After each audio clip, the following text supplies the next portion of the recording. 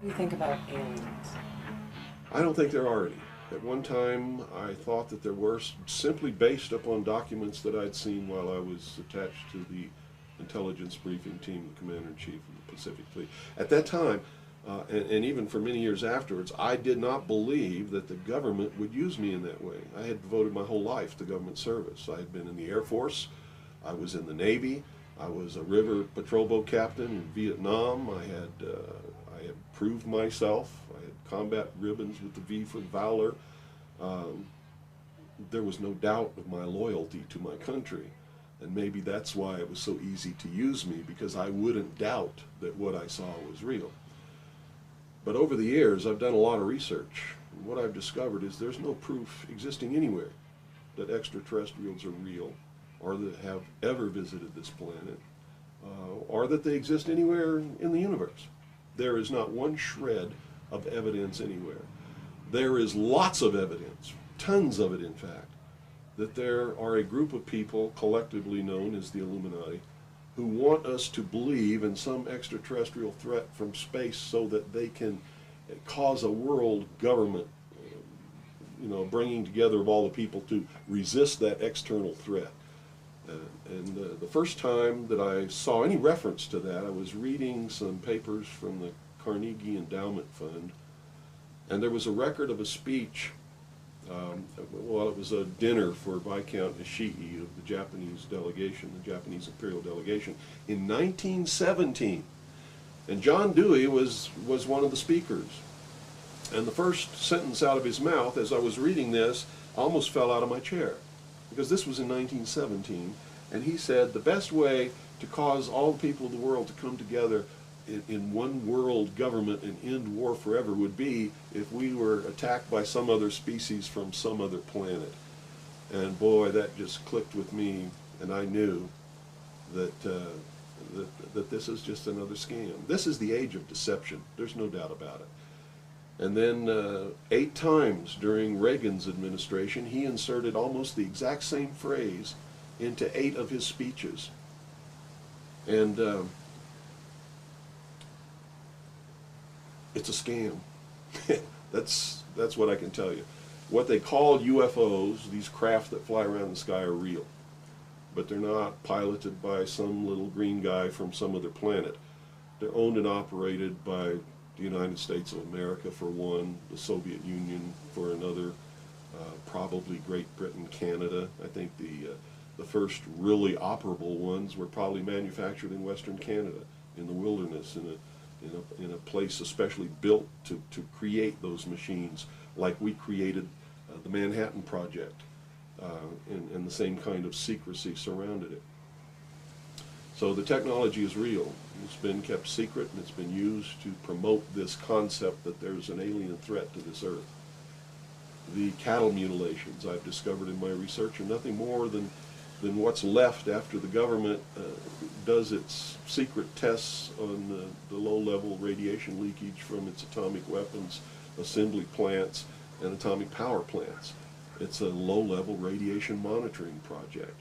And if you look at what's missing in the cattle, you'll see that it's just as clear as day. They take the lips, they take the tongue, they take a 6-inch patch of skin, they core out the rectum, the colon area, where those kinds of things would collect. They would pass through the digestive system. On female cows, they take the udder to check for low-level radiation in the milk. Is it being passed to the calves? And these are all grazing animals that graze on the grass where the radiation falls when it falls from the air. And it's just an incredible deception. And I'm just amazed that people have fallen for it in the manner that they have, in the absence of any proof whatsoever. I mean, they cite hearsay as proof. Well, what about all of the alien abductions? They're not abductions, they're the results of a tremendously successful and very sophisticated mind control operation, all of which has been in development. They started working on those kinds of things since before World War II. But they have perfected them. On my website, I have a patent of a machine that can read your brainwaves, can recombine them in a computer and send them back to you and make you think things happened that never happened. I mean, you can't get a patent for something like that unless it really works. You have to prove it to the patent office. It works. A patent was issued.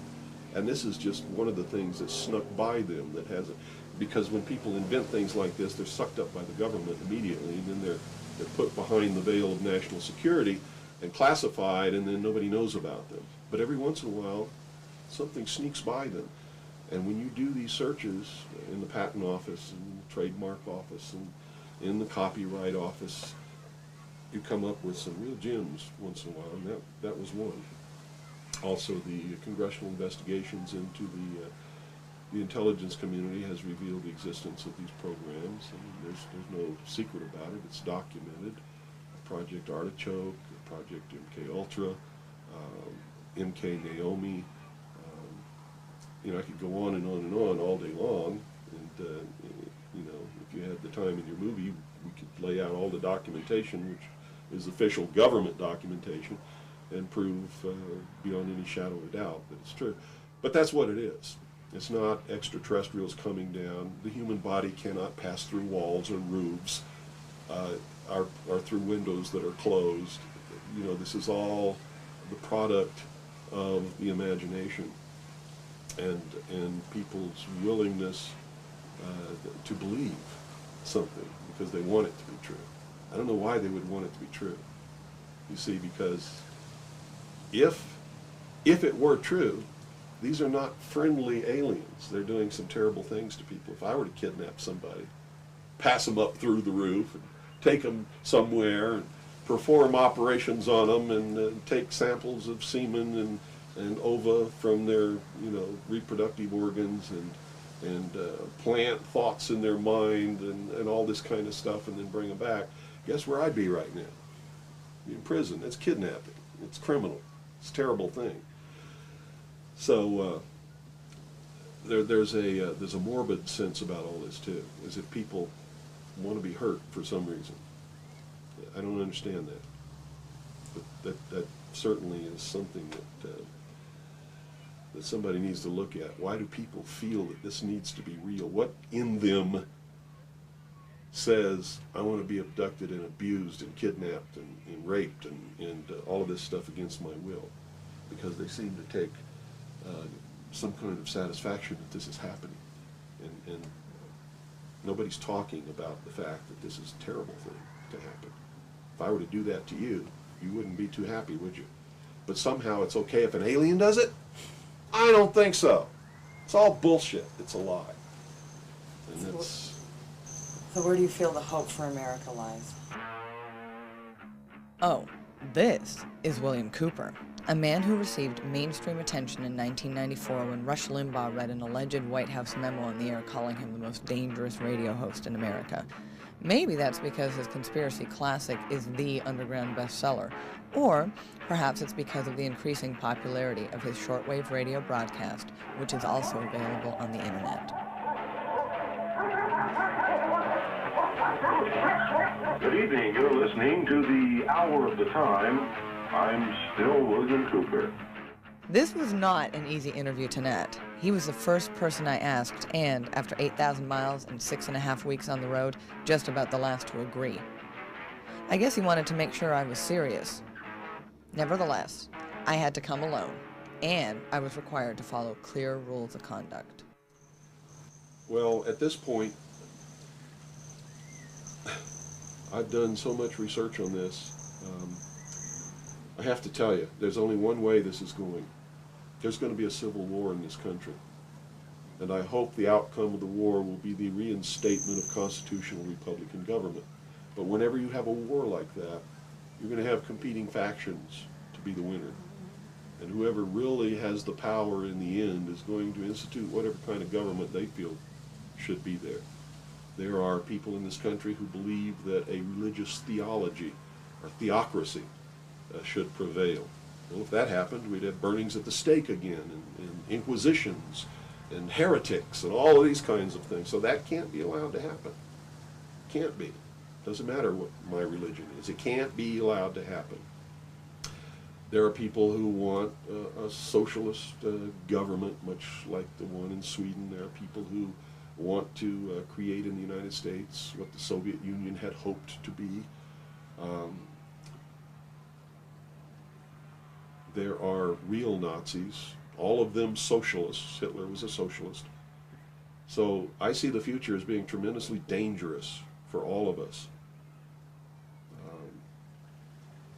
Me and many others like me are going to perform a valiant attempt to reinstate, restore legitimate, lawful, constitutional Republican government. Whether or not we're going to be successful, I can't tell you. But I will tell you that once this war starts, it's going to be terrible, it's going to be bloody, and it'll last for 10 or 15 years. That's the nature of this kind of conflict. If you look around at all these mountains around here, there's enough guns, ammunition, supplies, clothing, and food buried in these mountains to support an army for 15 years. And I don't think the American people realize that they're on the brink of a civil war. You see, there are many of us who took an oath when we went in the armed forces, and we meant it. We volunteered. We weren't drafted. We care about this country.